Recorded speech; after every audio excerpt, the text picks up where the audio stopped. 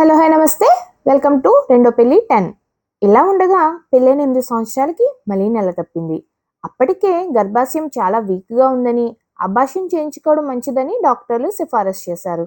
అయితే ఈసారి పుట్టింటికి వెళ్ళి అక్కడే కాన్పు వరకు ఉంటానని, జాగ్రత్తగా ఉంటానని చెప్పడంతో డాక్టర్లు బెడ్ రెస్ట్ అవసరమని, దేని గురించి ఆలోచించవద్దని, మందులు అవి చాలా జాగ్రత్తగా వాడమని చెప్పారు. అదీగాక ఇకపై తను గర్భం దాల్చే అవకాశం కూడా లేదని రూఢీ చేశారు. రమ పుట్టింటికి వెళ్ళింది. 7వ నెల వచ్చింది. ఈ 7 నెలల్లో ఒక్కసారి కూడా చూడడానికి రాలేదు అవినాష్. ఒకరోజు రమ తమ్ముడు వికాస్ వచ్చి, అక్క, బావగారు ఎవరో అమ్మాయితో తిరుగుతున్నారక్క అన్నాడు. వింటున్న రమకి కళ్ళు తిరుగుతున్నట్లు అనిపించింది. కుర్చీలో కూలబడిపోయింది. తమ్ముడు నిర్ధారణ చేసుకున్న తర్వాతే చెప్తున్నా అక్క అనడంతో విషయం అవినాష్ని అడిగి తెలుసుకుందామని తమ్ముడిని తీసుకుని అతడి వద్దకు బయలుదేరింది. నెక్స్ట్ పార్ట్ కోసం follow my page. Thank you for watching.